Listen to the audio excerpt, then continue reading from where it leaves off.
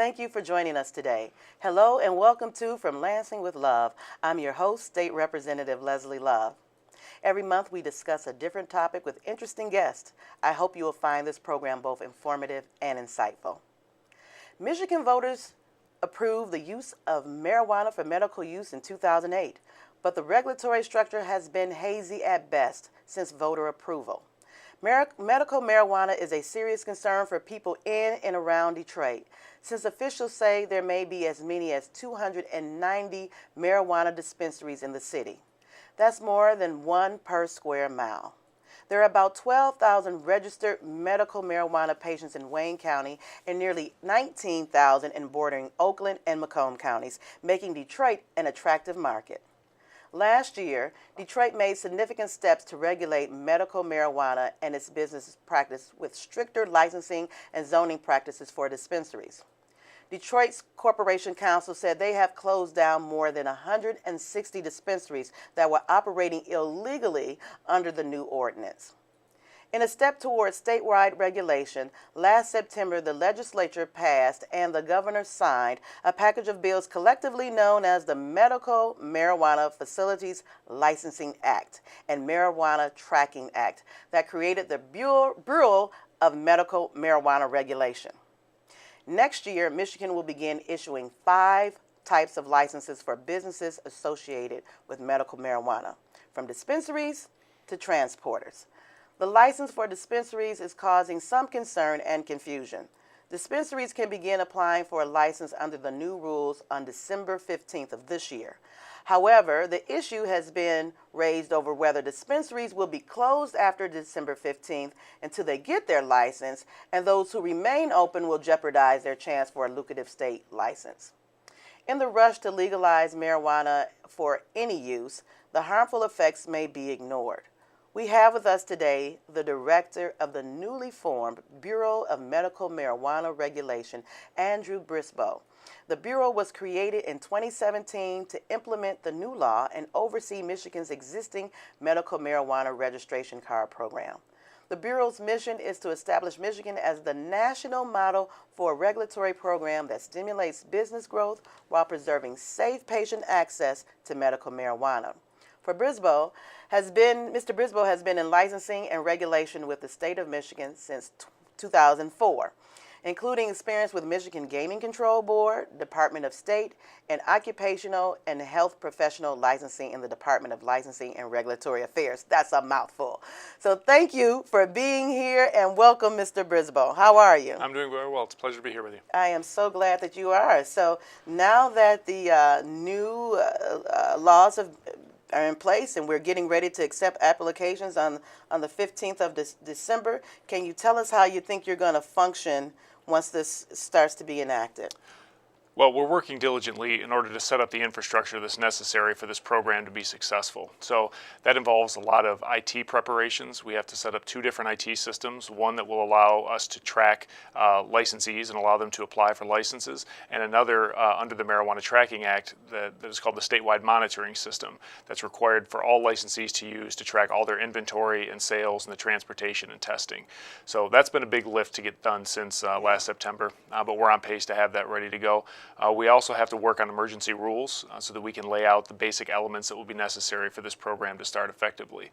But we're on schedule with that as well, so we fully anticipate we'll be ready to go by December 15th. So how does one know how to apply for an application? Sure. So we've been trying to put information out in terms of what the requirements are going to be and what the process is going to look like. In terms of exactly what applicants are going to need to do, we're going to do a road show in November where we're going to go to locations all throughout the state and actually do physical demonstrations, both of the application process and how that system works, as well as the statewide monitoring system, so licensees can get a look at what they'll have to use day to day to manage their inventory.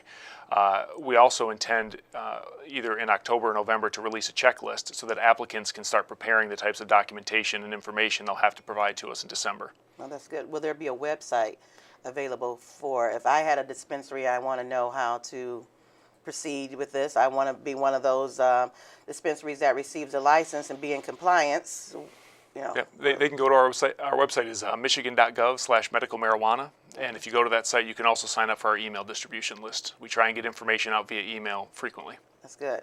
So there's been conversation about this December 15th date. And what is the deadline day? Like if you are operating a dispensary right now, you should stop until we receive the applications, process it, and then send you out a letter that says you are officially a licensed operator in the state of Michigan. Is that December 15th when they stop that? Our intention now is that any facility that continues operation after the application process begins may face an impediment to licensure if they continue operation. We want to make sure that we start with a clean slate entering into this new program, and that all prospective licensees have the same opportunity to obtain licensure. Okay, so I want to be clear for the people watching, because this is definitely a hot topic in the city of Detroit. If you start taking applications on December 15th, and you're processing. So I imagine processing will take a period of time. Do you know what period of time that would be? We're hoping that we'll be able to issue licenses in late March or early April of 2018. There is a thorough background check process that has to be undertaken to ensure that licensees meet the qualifications. Okay. So December 15th, that's when people who are operating dispensaries should stop doing that. Correct. Okay. And if we don't, or they don't. I don't have a dispensary, but if a dispensary did not stop, is it that the state comes in, the local officials? Who would regulate this period of time where we're in suspension? Sure. So as a regulatory agency, the only impact for us would be that we would potentially consider that as a barrier to licensure for the applicant.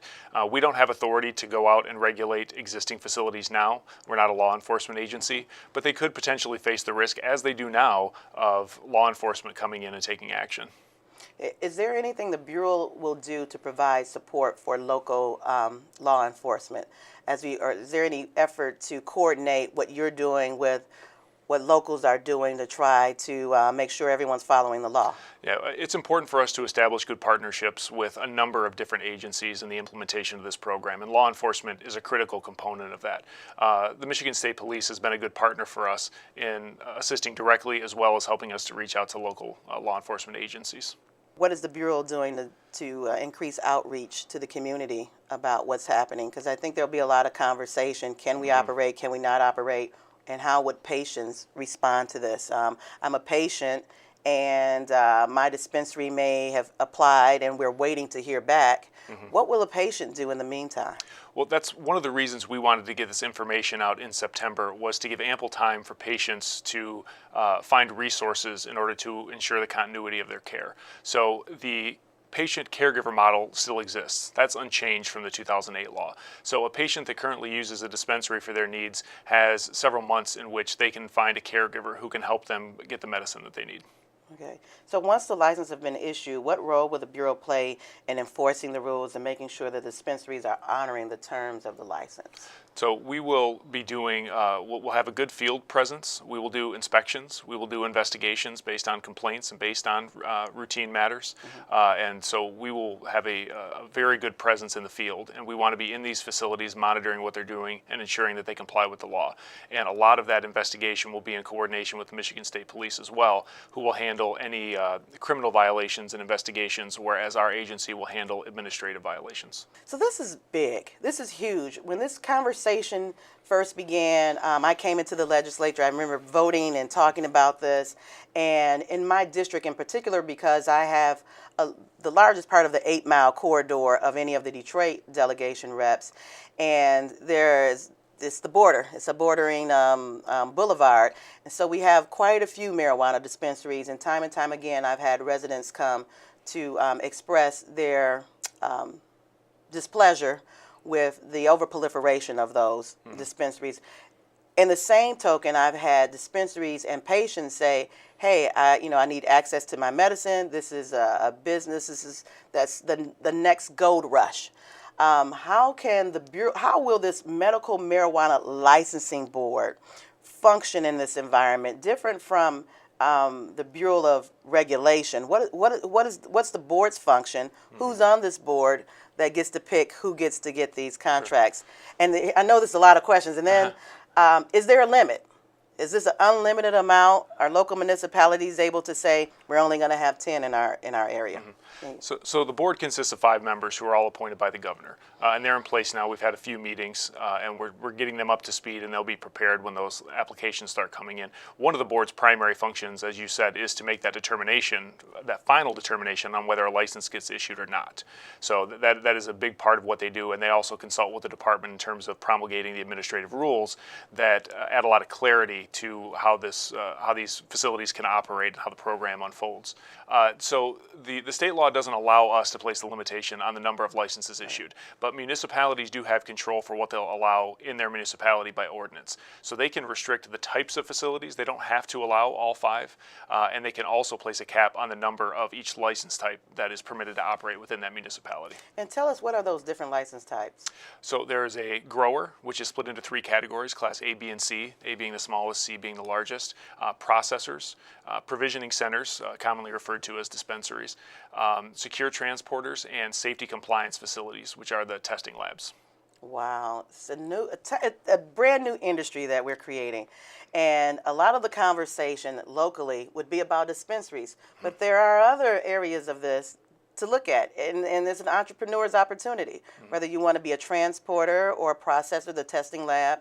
I don't know if this is your area of expertise, but I want to ask you, I know I have another guest coming on, and I'm going to ask this too, but do you think that there'll be a rush of people trying to figure out how to get into those other areas of the business? And is there any training required, or what kind of expertise do you think they'll be looking for?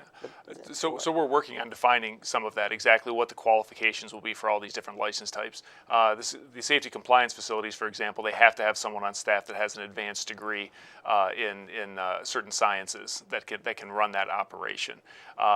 Processors and growers have to have on staff someone with at least 2 years of experience as a caregiver. So they want the statute contemplates having someone that's been operating in this capacity to some degree in Michigan, working in that facility. But we expect there to be probably a tremendous rush at the beginning of individuals that are interested in getting in. The qualifications are important, and that's why we want to get that information out as to exactly what is necessary to qualify. The statute lays out some certain criminal convictions you can't have, but more will be forthcoming in the rules. And even beyond the license types, there are other tangential industries that will likely evolve to support this industry as well. Like what? Well, there are several companies out there already now that you can think of the normal things, marketing and advertising and so forth, which will be restricted in this industry, maybe more so than some others. But there are services now that offer location services for various facilities. It's interesting because it is growing, and it's new to this state. It's new nationally, frankly. So I'm not sure anybody really knows where exactly this is going to go. I can imagine there'll be even realtors who find a niche of, I can tell you where you can locate these places that are friendly to that industry. So is there anything else you can tell our viewers whether you are a patient or a person who does not like that this is coming online, anything else of how you would interact with community or in this process at all? Sure. Well, we're trying to have a strong presence in the communities. We want them to understand what the state's perspective is, and we want to communicate with the municipalities so that they're prepared for this rollout as well, and they can adopt their ordinances from an informed perspective in such a way that aligns with the state statute and what our intention is in terms of the administrative rules. So that way there's continuity for patients and for caregivers. The businesses understand what the requirements are and can operate effectively. We want this program to be successful. Our agency is focused on allowing businesses to grow and ensuring safe patient access to medical marijuana. Thank you. That sounds good. So the Bureau will be functioning in a way to make sure that you're taking in those applications, you are having legitimate operators that are taking care of their patients, and people have access to those safe things, as well as respecting the wishes of those local communities and working in collaboration with local law enforcement and the state police to enforce these laws and oversee that. But the Bureau itself is not coming to close down anyone. That's not your function. We do not have that authority. All right. Well, thank you so much. It is time for us now to take a short break, and we'll be right back after this.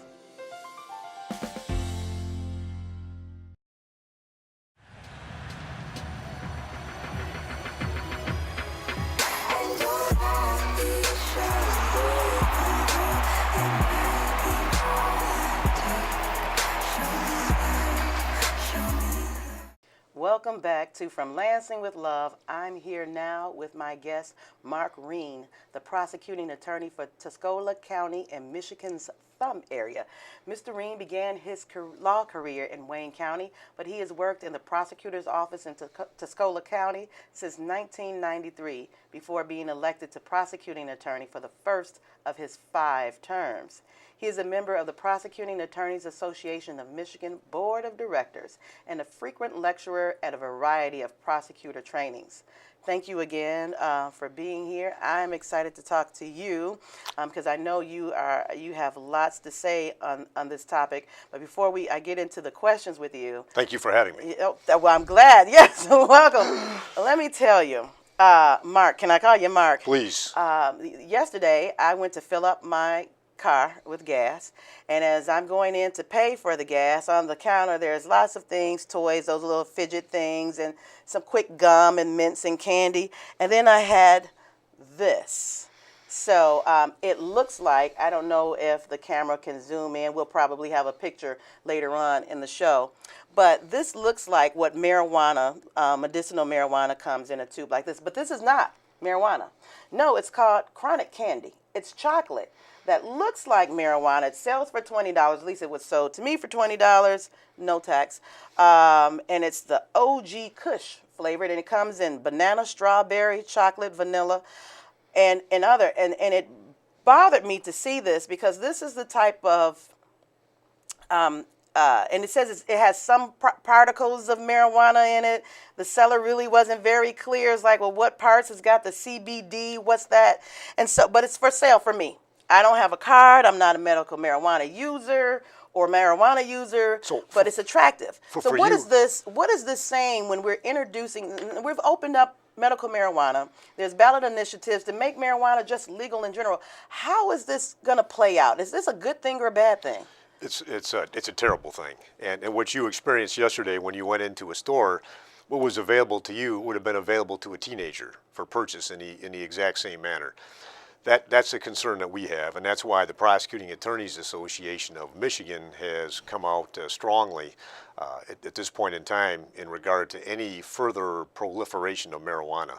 We have to take a look at what's happened with medical marijuana and what's happened in other states with medical marijuana and the legalization of recreational use. In 2008, when Michigan passed the initiative for medical marijuana, obviously there was a strong sales pitch in regard to what was necessary for patients that were suffering, patients that were in end-of-life circumstances. And no one disagrees with having that opportunity and something provided to aid someone in that setting. But when you look at now, who we have by way of medical marijuana cardholders, and we need to do that. We have 218,000 medical marijuana cardholders in the state of Michigan. We are second in the country to the state of California. And last time I checked, the state of California is a bit larger than us. When you look at who has the cards, and we have those demographics, it breaks down to about 4.5% are cancer patients and 93% are chronic pain and other severe pain, which obviously can be very difficult to diagnose. The 18 to 35-year-olds in that demographic, let's say, are a bit overrepresented across the age spectrum for who has cards. So is what was intended actually become the reality in this state? And the answer to that is probably no. So in November, the State Auditor General's office found widespread fraud in insurance of in issuing medical marijuana cards. In fact, one doctor alone certified over 11,000 medical marijuana applications in 2015. Is this a problem that law enforcement needs to go after? I don't want to just, we shouldn't just focus on the patient, but the doctors who are just giving out these cards. Is this an issue? Absolutely. How do we address it? And that's been done, and we gather data, and there have been a lot of investigations. There was actually a joint investigation that encompassed my county, Tuscola County, went into Sanilac County, St. Clair County a number of years back, involving a dispensary. Dispensaries are still not lawful under the present statute, so that's why action was taken, and that's what has to occur. Yeah. Let me go back to an answer that you just gave about the demographics here. a large portion of the people who have these cars are between the ages of 18 and 35. This is that good working age that you have in your life. And as the Democratic chairperson of our Workforce and Talent Development, we hear over and over again that we're looking for people in our professional trades careers. And these are people anywhere from folks working on the new arena project to building the next skyscraper in anyone's downtown, to working on the roads.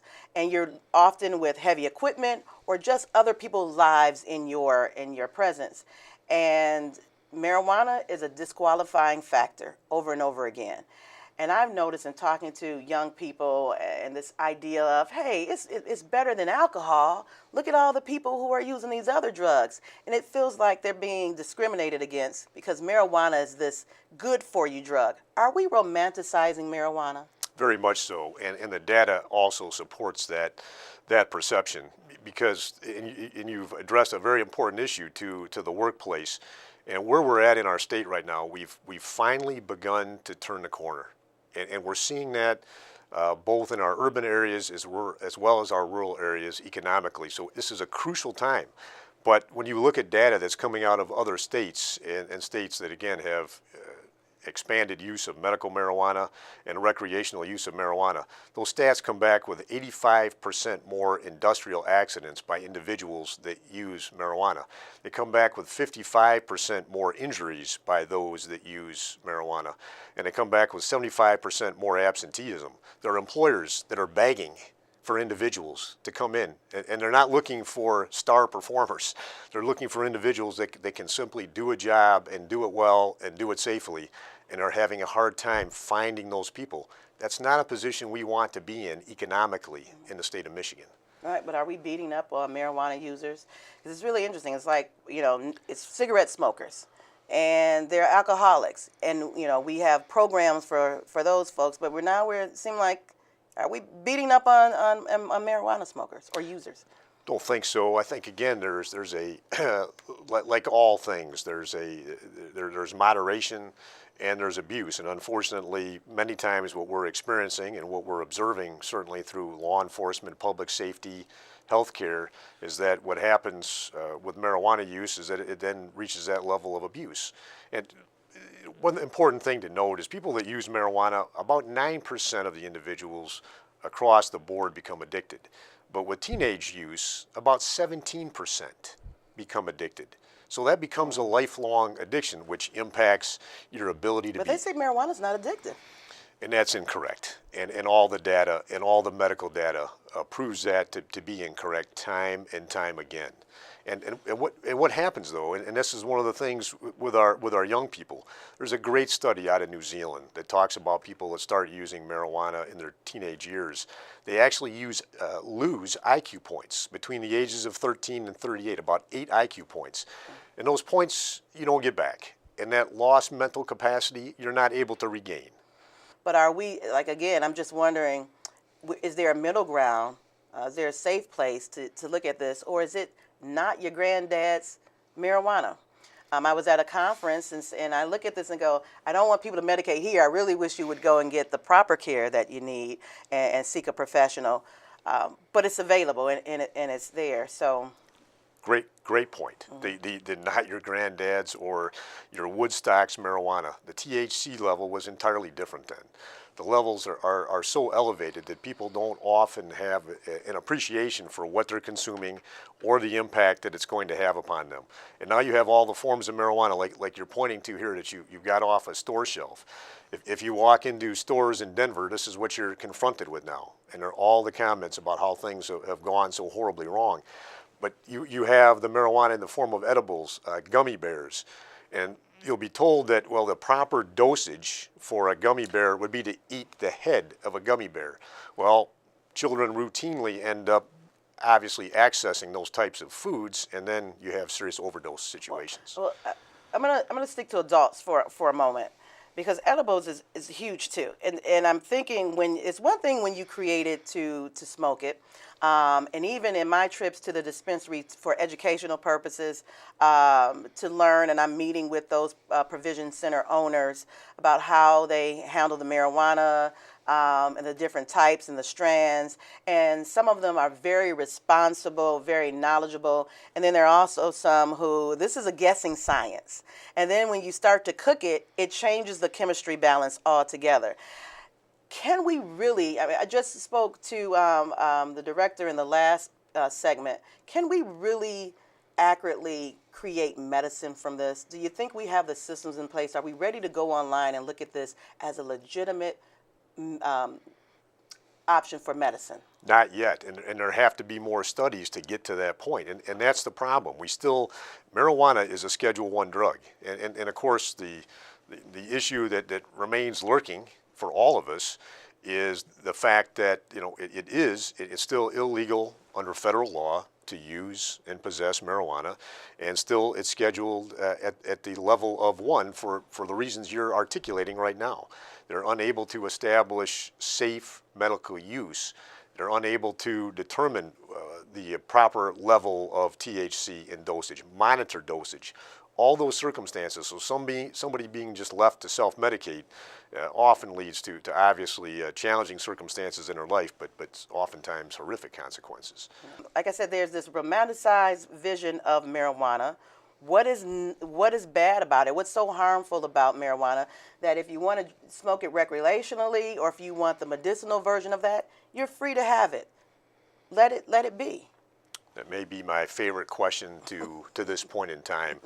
We luckily have the opportunity to look at what's happened in other states, and we have the chance to look at what's happened in California and Colorado when, after having the advancement of medical marijuana and recreational use of marijuana, their traffic fatalities, they experienced a 100% increase in marijuana-related traffic fatalities. In the state of Washington, in the first year after providing for retail sales of marijuana, their traffic fatalities related to marijuana went up 50%. 1 in 5 traffic fatalities in the state of Colorado presently is related to marijuana, and that number is increasing. For the first time, and I know you're aware, Representative, last year in the state of Michigan, we had over 1,000 traffic fatalities in this state for the first time in over a decade. That trend is continuing this year, and this is another component and another thing to make us think, why is Michigan going to be different? There's an industry here. It's the next industry. Last industry was the tech boom. Now we have marijuana in Michigan. There's an opportunity to create millionaires, some people would argue. Marijuana has existed before we legalized it. Now we've legalized it. We have these systems in place. We'll have transporters, testers, processors, provision, and then the user. And all of that creates millions and millions of dollars for the state of Michigan. Why crush that? Again, you have a chance to take a look at the state of Colorado, and that similar industry, so to speak, such as it is, the tax revenue that comes from that industry is slightly over 1% of their total tax revenue for the state.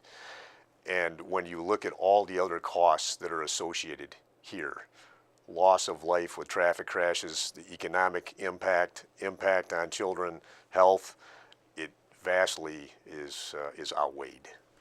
Okay. Well, with that, that's about all the time we have for today. What an amazing topic we've discussed, and we've just barely touched on it this day. And I'm looking forward to some more conversations with my viewers and guests on the show to further discuss marijuana in Michigan. So I'd like to once again thank my guest, Andrew Brisboe, the director of newly formed Bureau of Medical Marijuana Regulation, and Tuscola County prosecuting attorney, Mike Green, for joining us. And thanks to all of you for watching. If you have an idea for a show or would like to be a show guest, please contact my office, and that contact information will be on the screen.